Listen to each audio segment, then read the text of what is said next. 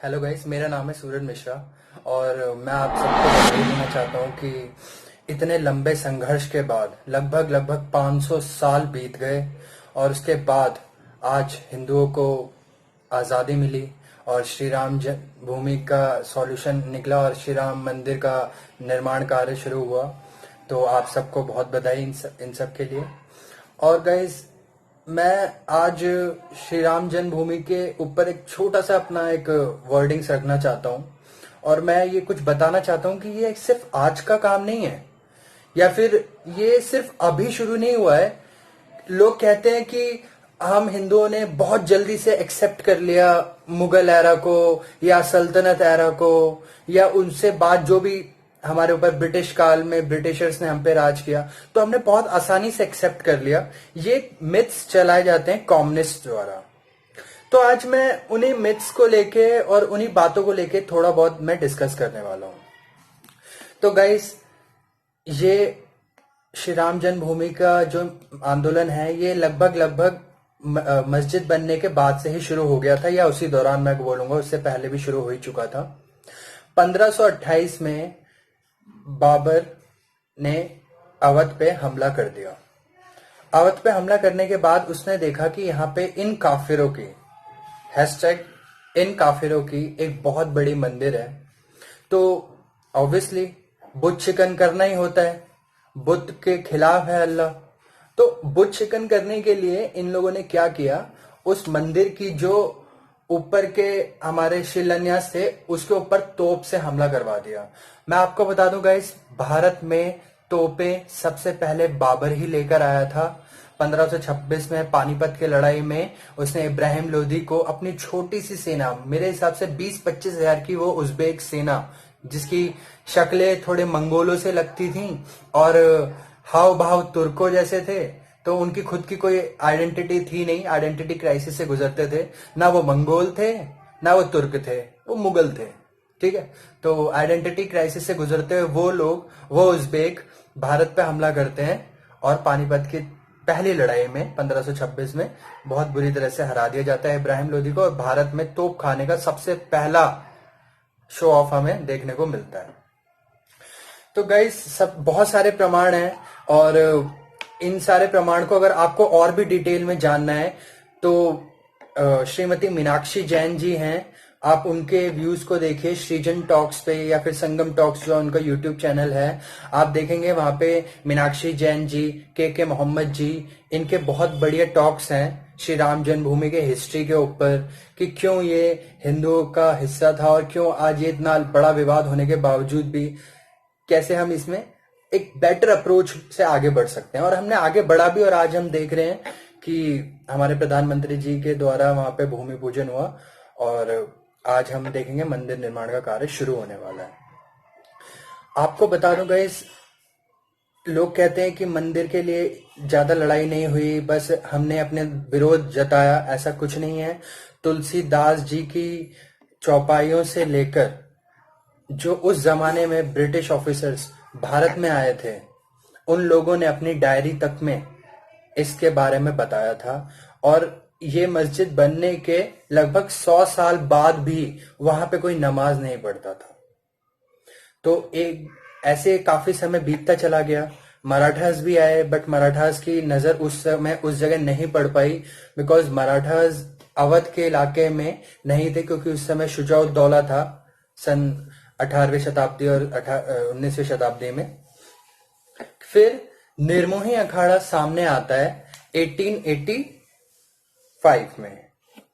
तो निर्मोही अखाड़ा उस जमाने के ब्रिटिश काल से क्या कहता है कि जी हमें पूजा करने का, हमें यहाँ पे अवसर दीजिए, हम अंदर जाके पूजा करना चाहते हैं। तो उस जमाने में जो ब्रिटिश जज थे उन्होंने इसके लिए मना कर दिया, बट हाँ ये तथ्य से साबित हो गया था कि वहां पे श्री राम जी का ही जन्म स्थान था।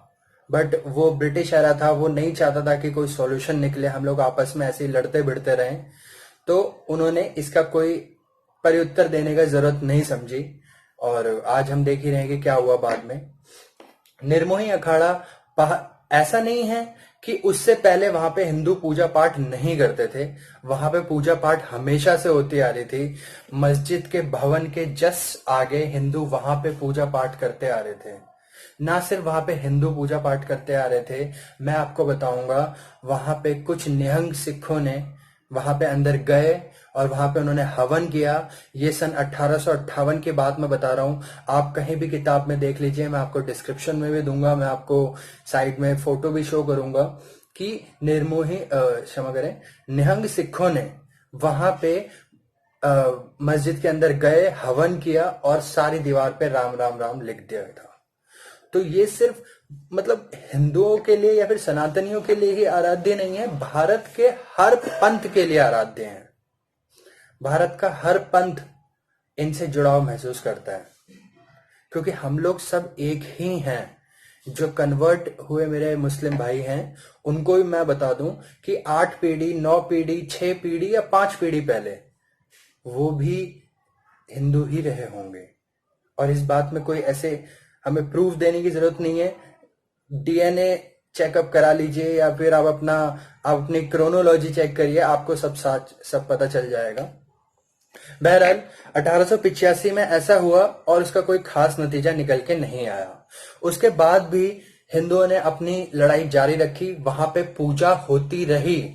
याद रखिए, वहां पे नमाज नहीं पढ़ी जाती थी बिल्कुल भी, वहां पे पर पूजा होती रहती थी, क्योंकि हिंदुओं ने ये बात निश्चित तौर पे मान रखी थी। और ये सच भी है कि वहां पे एक मंदिर हुआ करता था, और ना सिर्फ एक मंदिर, श्री विष्णु मंदिर के नाम से वहां पे जनस्थान पे मंदिर होता था। उससे पहले भी वहां पे मंदिर होते थे, जिसको समय समय पे उसको इनॉग्रेट किया गया।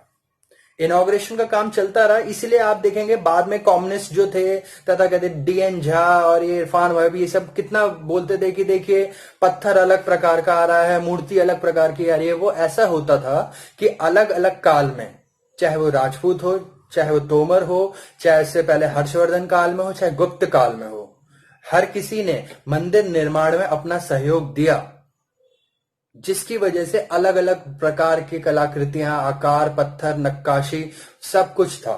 और ये आपको बात पता होना चाहिए, पूरी दुनिया में मंदिर बनाने में और पत्थर काट के नक्काशी करने में जो हिंदुओं का जो कलाकारी थी, वो मेरे हिसाब से अतुल्य है। इसका कोई हम कंपेयर नहीं कर सकते हैं।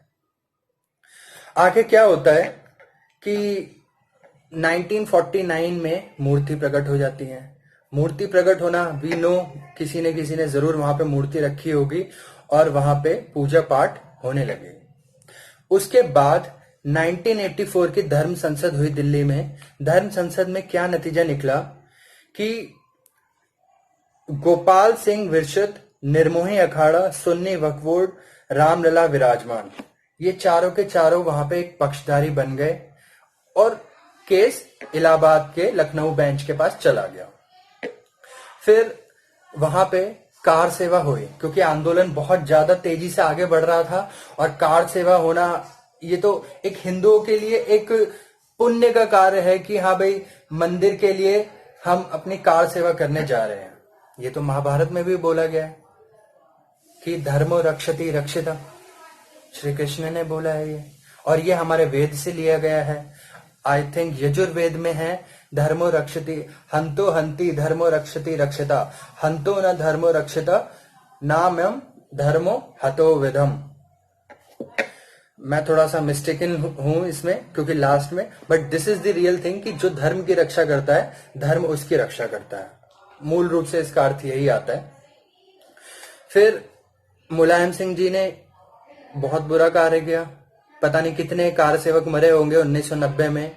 और आज हम देखते हैं फिर 1992 6 दिसंबर, जिस दिन पूरी की पूरी मस्जिद ढहा दी गई।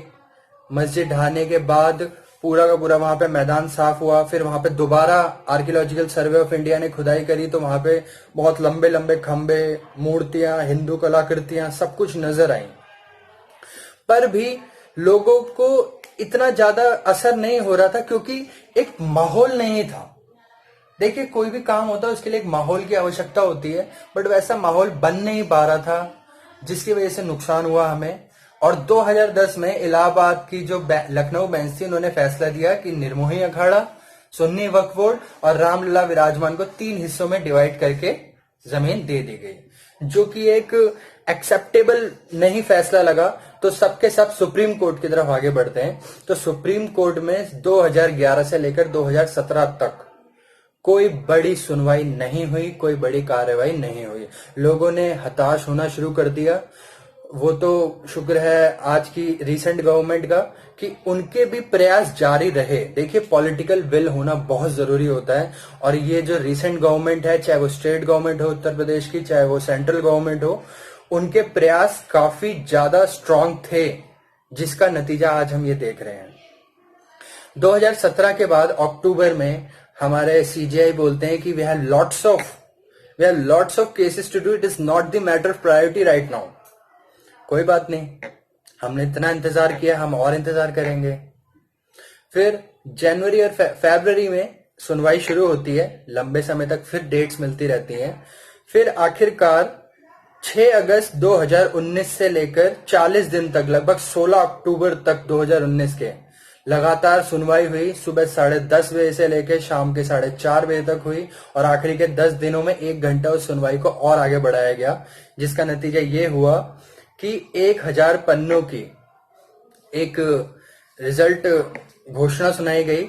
9 नवंबर 2019 को शुभ घड़ी आई, जिस दिन हमने देखा कि सुनवाई हुई, और सुनवाई के बाद रामलला विराजमान को पूर्ण रूप से मंदिर की जगह 67 एकड़ की प्रदान कर दी गई, और मुसलमानों के लिए अलग से 5 एकड़ की एक जमीन दे दी गई, जहां पे वो अपनी मस्जिद का निर्माण करे चाहे ना करे। मेरे हिसाब से हॉस्पिटल बनाना चाहिए, क्योंकि लोगों को हॉस्पिटल, कोरोना काल में हॉस्पिटल की बहुत आवश्यकता है, वेंटिलेटर की कमी है।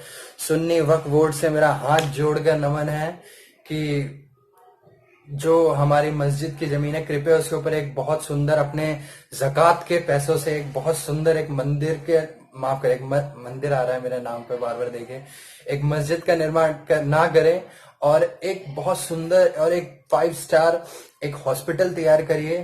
थोड़ी सी जगह में स्कूल लगा दीजिए ताकि छोटे बच्चे पढ़ सके, और सारा का सारा पैसा ज़कात के पैसों से लाए, क्योंकि आप इतने अच्छे हैं और अल्लाह लोगों की मदद करने में कभी पीछे नहीं हटेगा, ये बात मेरा विश्वास है। तो दोस्तों, 5 अगस्त 2020 को हमारा भूमि पूजन हुआ, प्रधानमंत्री जी ने भूमि पूजन किया, और जल्दी ही हमारा मंदिर निर्माण कार्य शुरू होगा। और हमारे जितने भी आर्कियोलॉजिकल सर्वे ऑफ इंडिया के according 38,000 registered Hindu temples has been demolished so far, including the 2018 one, जो कि दिल्ली में हुआ था। अभी एक मंदिर और तोड़ दिया गया था। सिर्फ एक छोटी सी कोई बात हो जाती है, इनके धर्म संकट में आ जाता है, और ये पता नहीं एकदम डर जाते हैं और मंदिर तोड़ देते हैं। थोड़ी प्रॉब्लम हो जाती है इनके साथ, ऐसा कोई बात नहीं।